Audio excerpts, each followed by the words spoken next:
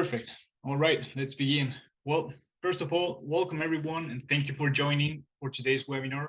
I want to thank VC Globales for inviting me to give this webinar about data-driven culture, something I really enjoy talking about. I have a lot of experience to share. So let's just go ahead with it. And I'm going to start first by introducing myself. I am Federico Macías Vidal. I'm from Argentina, currently residing in Spain, and I am the head of data at Captrol.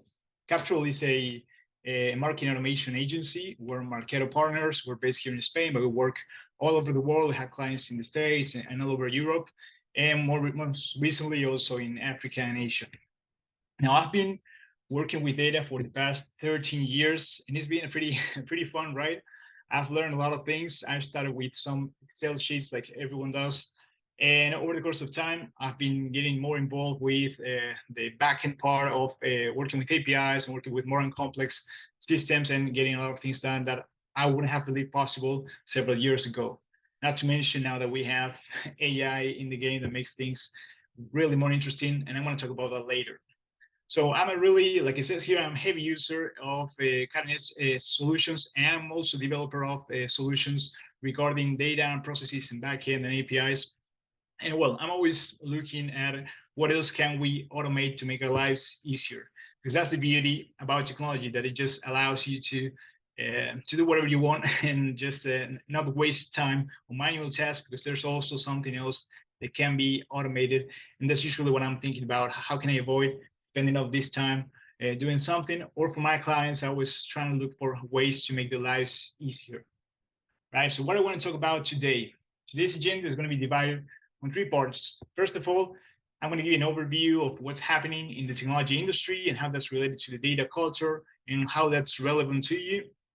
Second of all, I'm going to talk about specific technology solutions, not to be just talking about theory, but also talking about practice, because I really like to talk about real things. And I've been working with a lot of new things in the past couple of years that I want to share with you today that I believe you will find most useful for your own companies and your own services. And finally, I want to talk a little bit about data culture and how that can impact your own way of working, and a lot of very interesting things that you find when you work with data so much time as I have, that can really impact on the way you think about everything that you do and how far you can go with data. So without further ado, let's just get started with part one, which is industry trends. The things that I want for you to have as a takeaway from this session are basically clarity, vision, and introspective. Clarity in terms of learning how to pinpoint the gold needles in the haystack. You're going to see you have a pretty messy haystack in the technology scenario, and vision regarding how you can see for yourself step by step how you can get there. Because usually when you hear somebody talking about technology, it feels like they're so far ahead of the game, so avant-garde, that it's so hard to catch up. And I want to show you very specific things that you can implement. Even some of them are free of charge, and you can see that it's really powerful how you can get so far in so little time with the newest technologies. And also do some introspective work. I'm sure that as I'm talking about all the things that I'm going to talk about, you're going to find all the gaps in your own organization and all the limitations that you have that don't allow you to take that step forward. So I want to show you the picture, what's called actually the MAD landscape, which is how many new tools and software services and technologies that have to do with data and with artificial intelligence. So this is that slide. I challenge you to count how many solutions there are currently in here. You probably heard about some of them. There's Google Analytics. If you take a look, there's Amazon Web Services, Azure, SAP. If you start looking through all of these names, you're probably going to find some of them that are familiar to you. But what you can see clearly, straight up, is that it's a mess. It's a complete mess. Every day there are new solutions for a lot of newer problems, and also old problems just tackled in a different way. And what I've been finding all over the place is that all of our clients and all the companies that I interact with, they all have a really crazy combination of all of these tools to be able to work with systems and with data. Now, that comes with a lot of problems that that just arise from having all of these separate systems try to work together towards a single purpose. The first one being there's a lot of siloed data. What do I mean by siloed? What I mean is that if you have a tool for emailing, a tool for your CRM, a tool for your ERP, each tool will have their own database. If you're lucky, some of them might be able to integrate with each other, which is not always an easy thing to do. And most likely, you're going to find there are a lot of synchronization issues in the cases where you can find integration. And in most cases, you can even integrate all of the tools that you have. So what happens is that whenever you want to tell a story, you want to understand what's happening with your client's user path. You want to understand how they purchase, when they purchase, what they do. You usually interact with your customers in so many different, using so many different systems. It's just so hard to answer simple questions by just looking at one single system. So the first problem is data is absolutely siloed, and it's so hard to find like a general answer because all the data is scattered in all different systems and platforms. Second of all is, I can really give testimony to this one, is poor software implementations. Now, I don't know why it is really, because I keep finding really big companies, they have a lot of budget to make things happen that end up with really poor software implementations. This happens a lot with CRMs, for instance. Well, in my role as the head of data in Captural, we have a lot of clients who already have a CRM. They're gonna have Salesforce or Dynamics or whatever CRM they have. And we find more often than not that they have just, yes, for implementations, they probably are using objects for things that they were not designed for. They don't understand the core concepts of what things are supposed to do. So it's like you want to go to a restaurant and they're trying to serve you the drinks in a spoon. They want to cut you the food with the glass. It doesn't make any sense at all. When we look at that, we say, why did they implement this way? And the thing is that they put so much work into a poor implementation that at some point it's so hard to go back and actually re-implement something correctly. So we're always left with the decisions that they made in the past, and we have to work with that and try and integrate with the issues that they have. So that's the second one. Third one is there's really a big amount of underqualified or unqualified talent for data manipulation. So most people are always talking about Excel files. What will be of our industry without Excel, right? I'm the first one, actually, like I mentioned. I started my career in data by working with a lot of massive Excel files, and they're perfect because anyone can use them. Everybody understands what an Excel file is, and they can just pull a report, maybe do a little pivot table, and that will provide them with all the answers that they need for the questions they have. Now, the thing is that whenever you go a little bit further in terms of working with data, I find that there are a lot of people just copying and pasting things and they don't understand how to automate processes, how to automate data transformations, or how to integrate with different things or work with APIs, things that, from my point of view today, should be almost taken for granted. And you can definitely not take them for granted in the teams that I see all over the place, because most people just stuck with copying and pasting and trying to do small things in Excel.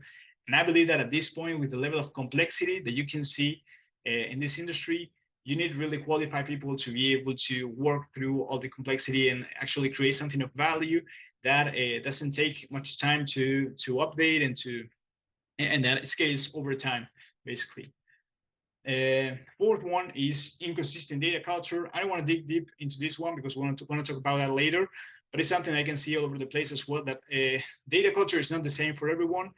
And most people don't even, from my point of view, don't really follow a real data-driven culture. They mostly rely on their gut feelings or their previous experience, and they're missing so much potential just because they're not following a clear methodology. But like I said, we'll go back to that in a few minutes. And finally, of course, time and budget remain the biggest constraints. That's just the way the game is. I remember the first time I had an economy class back when I was in high school. They talk about scarcity, and we're always going to be dealing with, which is we don't have enough time, we don't have enough budget. We just have to deal with whatever constraints we're going to be provided with. So that's definitely not a change at all, and it happens all the time that we have maybe a huge project to be delivered in under 2 weeks, or we have half the budget we thought to deal with really big problems. and we just need to go with it and find the best solutions that will not take much time nor much budget. And that's where understanding all the newest offerings in the technology sector, it becomes really relevant. Understand how to bring them down to earth and have real solutions. Now, moving on, what makes a successful solution, right? Because like I mentioned, there are hundreds and probably thousands of solutions out there related to data manipulation and processes and automating things. Now, I believe that these three are the key elements that will allow you to identify which ones actually worth your time and worth investing in. First one is ease of use and implementation.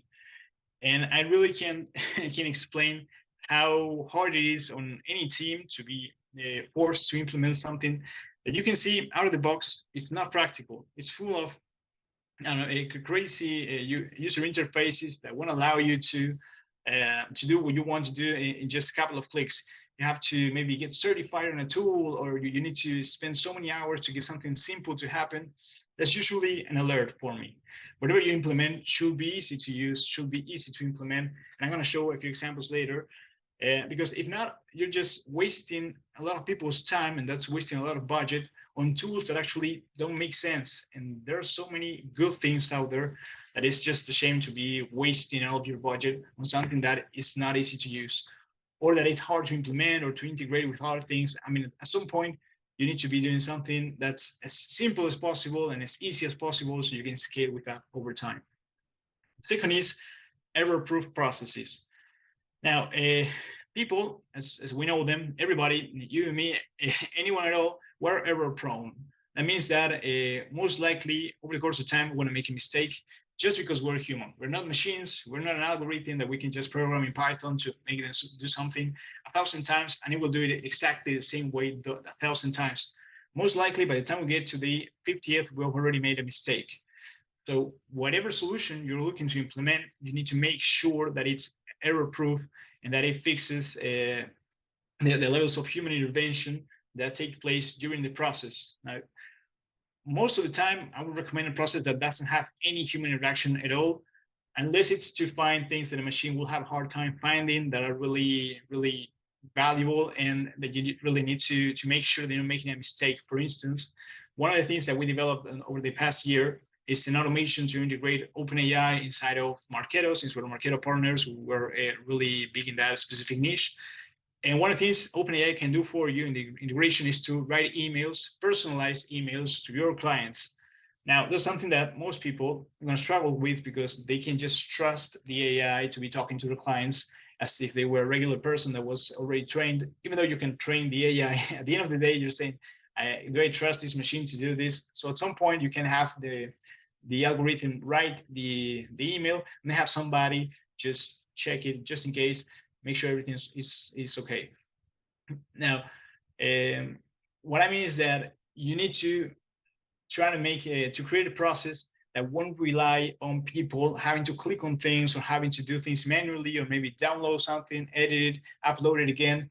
Most likely you're gonna have a lot of mistakes. And over time, if you add up all of the effort that's put into fixing human error, it's a huge budget. I mean, I believe there's no calculation of how much money is spent on that all over the world, but I'm sure it's it's over a lot of digits. It has to be really huge budget just fixing human errors, right? They can definitely be avoided with all the tools that we have available today that anyone can use, even without writing any code. I want to talk about later too. And then finally, it's replicable success scenarios. Now, all of us, I've seen that at some point, in some level, in whatever we do, when we do something that works, we probably want to do it again. For instance, not my case, but some people like to cook, and maybe they cook a new recipe and it works and it's great. They say, hey, this is perfect. I want to learn a new recipe so I can keep going. Right? So that's replicable success scenarios. You found you're good at something, you can build on top of that and start bringing success to the rest of the organization. So that's the kind of thing you need to be looking for when you're implementing new solutions. You need to build something that everyone can learn from and can keep building on top of that, where everyone feels comfortable and they feel that this can be sustained over time. So these are the three items that I believe that you need to take into consideration whenever you want to implement whatever tool there is, even if it's a tool just to spell check your emails or whatever it is, just make sure that it fills those 3 checkpoints, because it's really hard if it doesn't fill all these criteria. Now, moving on, I want to talk about no-code solutions. Now I was talking about programming things. Now, I believe that no more than 5 years ago, maybe a little more, but not much more. Maybe, yeah, let's say 5 years. 5 years ago, if you wanted to build anything at all, you need to rely on a development team. Some of the tools that are now most known already started back then, but they weren't so known as they are right now, and they weren't so developed. So right now, no-code solutions allow you to build things without having a specialized team that will have to develop solutions. And I'm just putting some names here. You're probably familiar with some of them. Of course, the Excel logo you're going to identify. I'm mentioning Zapier, Make, Workato, which are 3 no-code platforms that allow you to integrate different systems and make workflows. For instance, well, actually, I'm going to show an example later. But whatever you want to happen that interacts with different systems, for instance, Google Drive, Outlook, DocuSign, you can make happen with these tools just by clicking, dragging, and dropping. You don't have to write a single line of code. Well, yeah, I can put an asterisk there, because if you want to customize it at some point, you might need to add some code to them, but there are really hundreds of scenarios where you don't have to write a single line of code, and they will automate everything for you. That's really powerful for any non-technical profile that you have in any organization.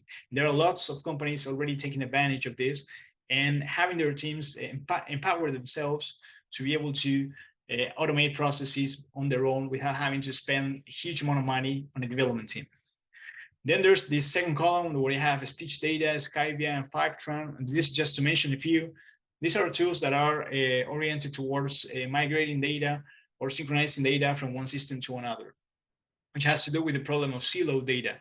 Now, back a few years ago, if you wanted to integrate things, of course, there were a lot of solutions, but right now they're just getting easier and easier, and you can very quickly, by clicking on their interface, get a lot of things to happen. For instance, synchronizing data on a daily basis or in real time from a specific system to your own data warehouse. And it's made really, really simple, and it can save you hundreds of hours of time of really high-paying profiles. Then the third column has to do with manipulating data.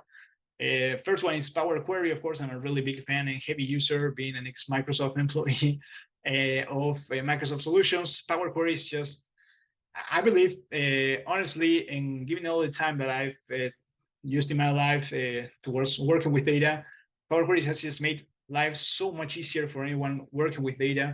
Just by clicking on a few things, you can get you get the feeling like you're working with a Rubik's cube, that you understand all the ins and outs of, and whenever you're working with a huge data set, because it's just made for making your life easier, and anyone can learn about that, and anyone can really empower themselves by learning Power Query, for instance. Or on Google side, there's BigQuery, which is sort of like a mirror solution that does pretty much the same thing.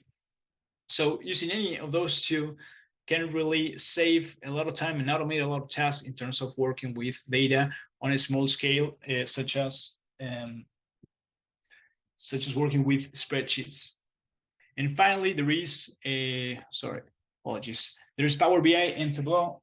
Sorry, hold on a sec. There it is. Right. There's Power BI and Tableau that allow you to build custom visualizations that will. Sorry, I unplugged my own lighting. There are automated solutions that will allow you to create a lot of charts and reports and do exploratory analysis to understand what's going on in an automated way, just by clicking and dragging and dropping. Like I was mentioning, you don't have to write a single line of code to use all of these tools. That's what makes them so powerful. So I recommend you take a look at the ones that are relevant to you, because there's a lot of things to learn. And I believe a really good way to start with that is just by going to Zapier's website. I'm not particularly associated with Zapier or anything. Actually, in the past, I've worked with Workato, but I've also tried Zapier and Make to automate processes. And they have this pretty cool thing on their website where you can just talk to an AI and say, okay, let's, like it says in here, let's create a process that sends an email with a DocuSign contracts and then creates a record in a Google Drive sheet.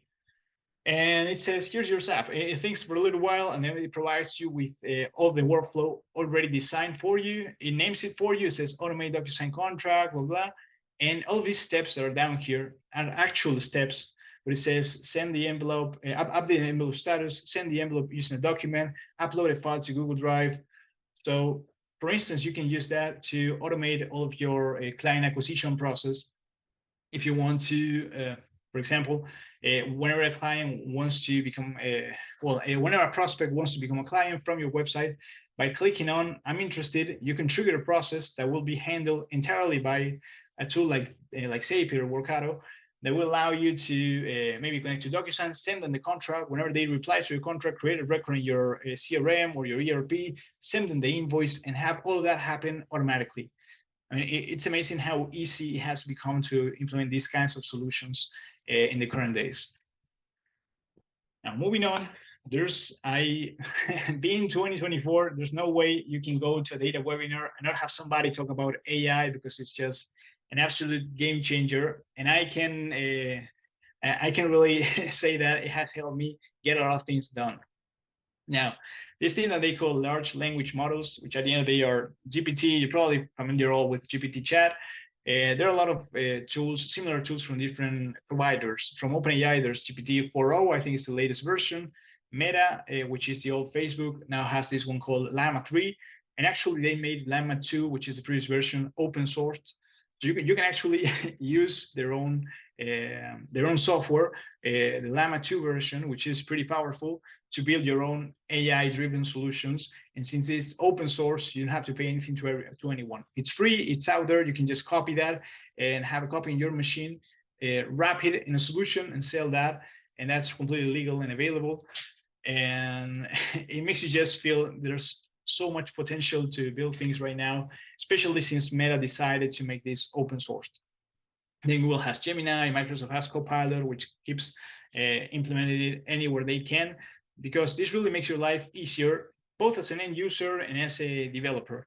In my own case, now whenever I have to, for instance, I have to pull data from a software solution that I've never seen in my life, what I used to do is go to the documentation and read the documentation and do some tests with calling the API, see if it works. Now what I do is just, I go to documentation, I copy the entire thing, I paste it on a GPT chat, which is free, by the way, and I just say, okay, I need to do this API call, I need to bring this, and that. Please be careful with all the constraints, and it will just spill out all the code I just copy on my code editor and run it, and magically I have everything working that will have taken me probably a full day of work or a couple of days of work. I can do in under 1 hour. And this is real. I mean, I'm not making this up. This is the kind of thing that it allows you to do. I even, this past year, I even work on creating some plugins in a language that I had never used before, thanks to GPT as well. So, like I said, I'm not involved with them in any way at all, but I'm a really heavy user. And it's amazing how much you can build with all of these things and how much you can learn in so little amount of time. So I think they're definitely worth checking out and thinking of ways of integrating the whole thing. For example, you want to implement some of the tools that I mentioned before regarding no code, you can ask the AI, okay, what's the best way to approach this? Is this compatible with this? And they will help you. They will guide you through the process. They will tell you what to do. Of course, they're not going to be right some of the times, but most of the time they really save you thousands of hours of just investigating and testing and trying, and they will just provide you a lot of already built solutions. So I definitely recommend you to check it out. Okay, now let's get back to the culture part. And about this topic, what I want to talk about is, okay, what makes a good data-driven culture? Because everybody's talking about data. I think for the past years, it's become a trendy thing. I remember back in the day, I used to call what I did business intelligence. Right now, people just talking about data. I also stepped out of just doing business intelligence. I'm also doing data engineering and data science and analytics. And well, it's become a huge thing. There's even, if today you're just a student and you want to go ahead and decide what you want to do, and you will say, okay, I want to work with data, there's already a lot of stuff to go through, so you can decide what you can actually learn. And you can remember the slide that I showed before with all the alternative tools that there are to work with data. So it's become really complex. Now, with that in mind, I believe that since now data is a fashionable thing that everyone's talking about, most companies, I believe that they don't have a clear data-driven culture. Now, these are the 4 pillars that I believe that make the company more data-driven. First of all, being data quality. Now, if you can't enforce quality in your data, in your own databases, then there's no way you're going to have a data-driven culture, because whenever you want to take a look at some specific piece of data and you can trust the data, then you're already lost because you can't use it. If I say, okay, let's check out this new post that we made, it had 5,000 views. And I have somebody telling me, well, actually it's more because some are not captured by the system, but actually some are captured twice, so it's not reliable. So I can't work with bad quality data. So you need to make sure that you have quality data specifically or especially in the things that are most relevant to you, because if it's not good quality, you can use it for anything at all. Second is data standardization. What I mean by that is whenever we're going to call this metric, we're going to define a metric, everyone has to understand what that metric means, and everyone has to be talking about the same thing. So if I say new customer acquisitions in 2024, what does that mean? Does that include the customers that were here before, but now they bought a new product? Do they count? Do they not count? And there's no correct way to just implement a metric. But what can happen is that some people believe it means one thing, and some other people believe it means another thing. Because then whenever you look at actual data, you're not even going to understand what you're looking at. And some people are going to have a story in their mind. Some other people are going to have a different story. So you need to make sure that all over the place inside of an organization, everyone understands exactly what it means when you talk about a specific KPI, whatever it is, or a specific metric. So that's data standardization. Then there's methodology, which I want to talk about after this slide. So I don't want to deep dive at this point, but it's basically about the way you decide to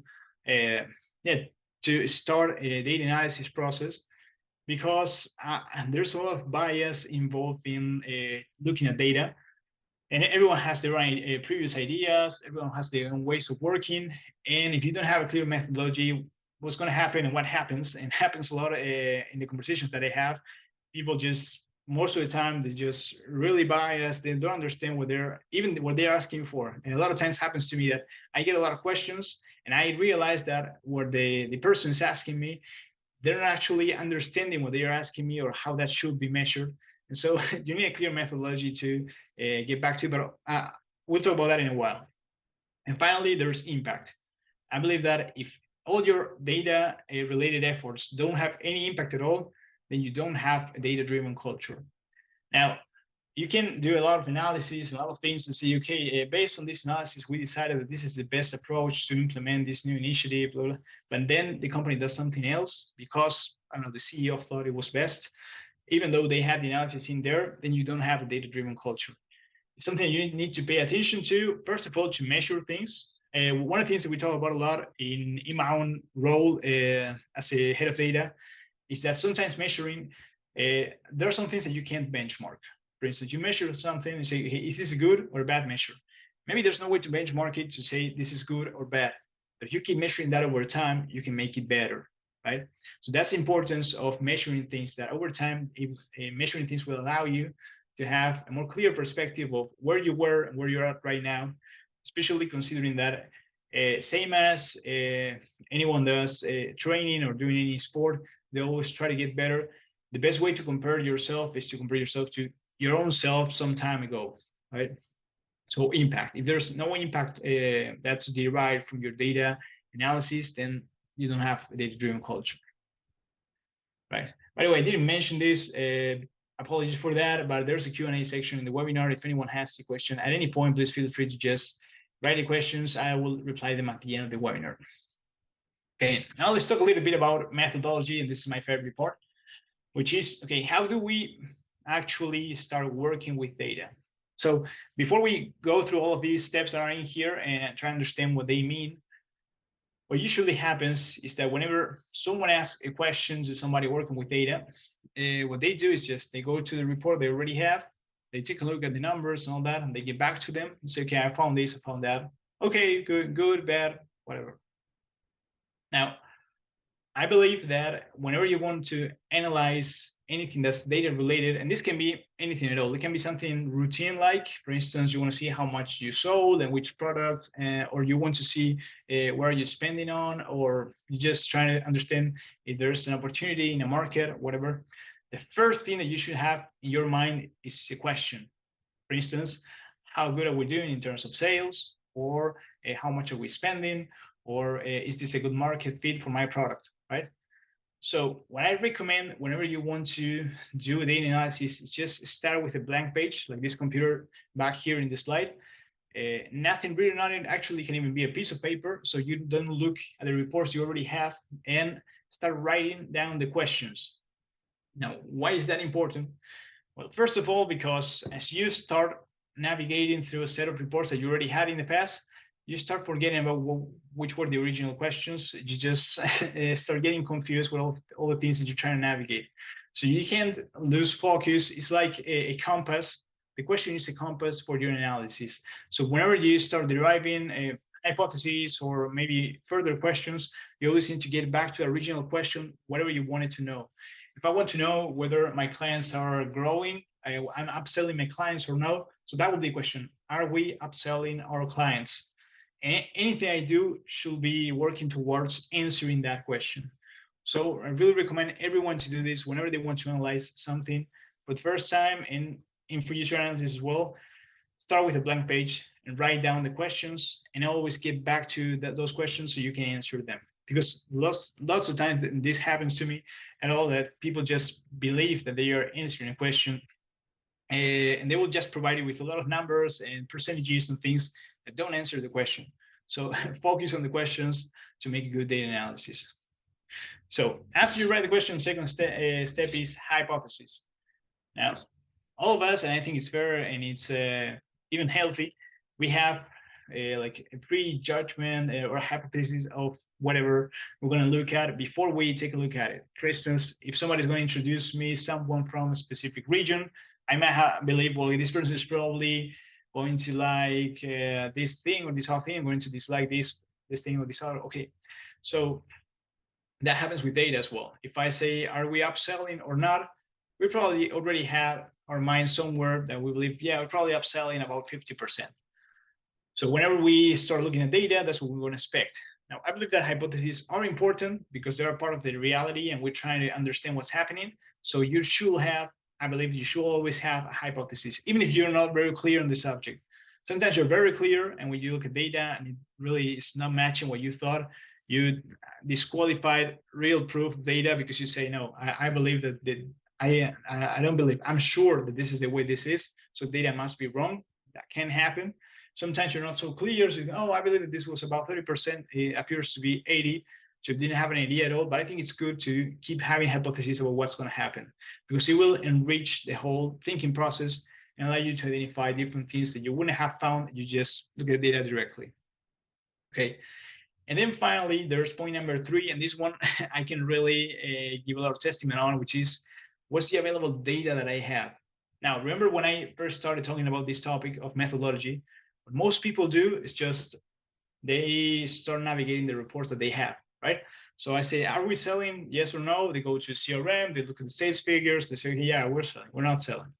And what happens is that maybe some of the questions that you have, in order to answer them, you need data that you don't have. And that's okay. I mean, and that's actually, I believe it's a good sign of having a good methodology, that you don't have the data that you need to answer the questions, because that will drive you to take a step forward and have something in place that you didn't have before that will allow you to feed that data. And I'm going to give a real example. So the other day I was talking to a client, and they were telling me, you know, we would like to know whether our clients are selling these kinds of solutions, but from another vendors.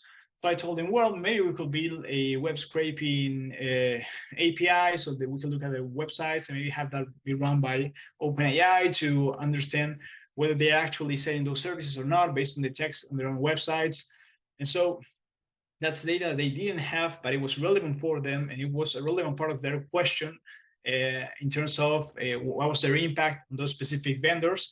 So what it was derived from that conversation was that we should be building something else to complement the data that we have. So don't only rely on the available data. You should also be thinking if you're missing some parts that you can start acquiring over time. Maybe for the past you can acquire it, and that's all right. But maybe from now on, you can start gathering data that will be very valuable in the future. Your analysis will be more complete. So don't rely only on the data that you have. And point number 4 is proof. Now you have the question, you have the hypothesis, you look for all the data you can find, and you start finding proof of things. And that's the beauty of data, and I think that's why most C-level professionals talk about the importance of data, because data, whenever you have proof of something, it's just, I'm not going to say undeniable because you can have bad quality data, but when you have proof, that's something that stands the test of time. And whatever question you have, if I say, okay, this is how much we invoice, that's how much we invoice. That's not going to change. That's a hard data. When they talk about hard data, that's what I'm talking about when I say proof.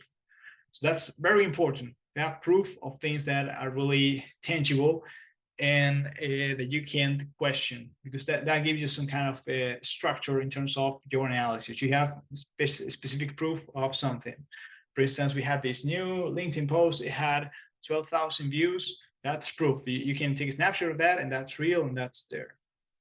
Now, step number 5 has to do with understanding and complexity. Now, you can have proof of a lot of things, but if you don't understand the proof that you have, your data or your analysis is not worth anything at all. So it's really important that whatever you analyze, you understand the context, you understand all the ins and outs. And this happens to me a lot. There's a lot of people that tell me, no, this grew. For instance, it happens all with the news. Whenever you're reading the news and it says we have 10% more inflation than last year. Now, what does that mean? Does that mean from that point in time, including all the 365 days, or is it just comparing month versus month, or what are we comparing? So if you don't know that, and you just stick with the percentage that you read, you're just going to be drawing the wrong conclusions. So you really need to understand how things are calculated and what you're looking at when you want to understand and draw conclusions from an analysis, because if not, you're just going to be misguided. And that's definitely not good, because drawing the wrong conclusions leads to next step, which is decisions, making the wrong decisions and deciding on investing on next steps that are not going to make any sense at all. Especially considering that any decision that you make at an organizational level, that's an investment. You're deciding to start working on something. Well, all the budget of that specific team is going to be focused on that subject. And so you're investing on that budget. You're making not only a decision, but you're also betting on a specific outcome and betting a budget from the company. So you need to make sure that you understand what's going on and not just take a little percentage from here and there and say, okay, this justifies what I'm doing. So I really recommend that whenever you're analyzing something, you really dedicate the time to the understanding part, because if not, everything you did so far won't be worth anything at all. So you need to understand. Proof alone can be used if you don't understand the complexity. And finally, step number 7 is storytelling. Now, this is a sort of, I believe, well, it is what it is. You can have pretty low numbers or pretty good storytelling and get on with it anyway, or you can have pretty good numbers or pretty bad storytelling and nobody's going to find out, right? But storytelling is a huge part of data. Now, you can have, like I said, very small improvement, but it is an improvement. You can sell that improvement, and however way you sell that story, that can be very compelling for getting new investors, for motivating teams, or for whatever goal you have. So storytelling is a huge part of data. It's not just about the calculations and the understanding and the complexity and the proof and the methodology.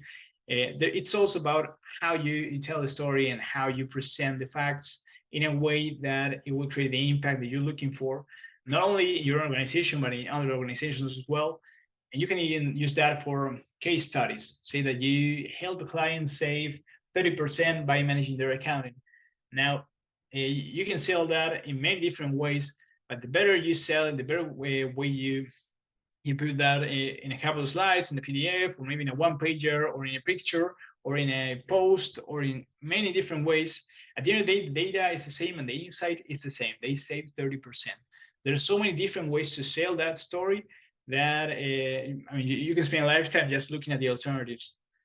So don't take for granted the analysis by saying, okay, we got to the final insight. The insight is they save 30%. Because it goes further than that, and you need to work on the storytelling part to be able to get the full potential of working with data. It's not only about everything you can do and analyze, it's also about how you tell it. And finally, we'll follow up and measure, of course. I already mentioned this part before, but one of the most useful things about data is benchmarking yourself and understanding the progress of a specific initiative or business unit or whatever over time. So I always recommend people to, if you believe that something is worth measuring, keep measuring that over time. It happens a lot that I get asked for very ad hoc, like just one-time analysis. And there's some things that really make sense to keep measuring over time. So what I recommend is just establish a good cadence to measure those things over time, say maybe monthly or quarterly or every half year, or at the end of the year, just take a look at that so you don't lose sight of what's going on. And well, automation comes really handy to do those things as well, of course. Okay, so just to wrap up, and not to keep insisting on all the data related things, I believe, just to wrap up the webinar, that these are the 3 non-negotiable must-haves for every successful data-driven culture team. First one is learn, and keep learning. As you can see, the landscape, the MAD landscape, keeps evolving. There are more and more tools every year, and it's really hard to keep up. I mean, every time that I look at it, there are new things. So stay up to date, keep learning. Don't try to learn everything at the same time, of course, because that doesn't make sense at all. Just learn whatever is useful for you. But stay tuned, because what's happening right now is that every new solution makes the previous one just look awful and slow. That happens especially with the large language models with AI. So now, before maybe you were thinking about investing huge amount of money on a set of developers, now you can implement a no-code tool or use AI to do something that a team used to do. So you need to keep learning about new things, just because there might be a huge impact of the newest versions of everything that's been released over time. Second one is fail fast. I mean, don't be afraid of trying. Just try things. If it fails, it failed. Fail fast, start again, start over, try something new. But don't stop trying. I believe that that could be an alternative name. Instead of fail fast, don't stop trying new technology, because you don't know the impact you can get with so little effort these days. And finally, execution is everything. And it doesn't matter how good you sold a tool, how good people told you it's going to be, or how powerful it is. At the end of the day, it all comes down to how good you can perform it. And I always have this conversation with people who like to talk about startups and ideas. And there's a lot of people that say the idea is everything. They had this great idea. And I was telling them, like I've heard thousands of times, that the idea doesn't mean anything at all. It's all about execution. Thousands of people can have the same idea, but don't execute properly on it, and they don't have anything. So really focus on how you implement things. Be smart about your approach, and just don't lose focus, because it's really hard. Even though there are so many things that make your life easier, in order to make something big like this happen, you need to be really good at executing, no matter the problem you need to face. So that wraps it up for me. Thanks a lot for listening to me. Let me check if there are any questions in the Q&A part. Okay. Well, I don't see any questions at all.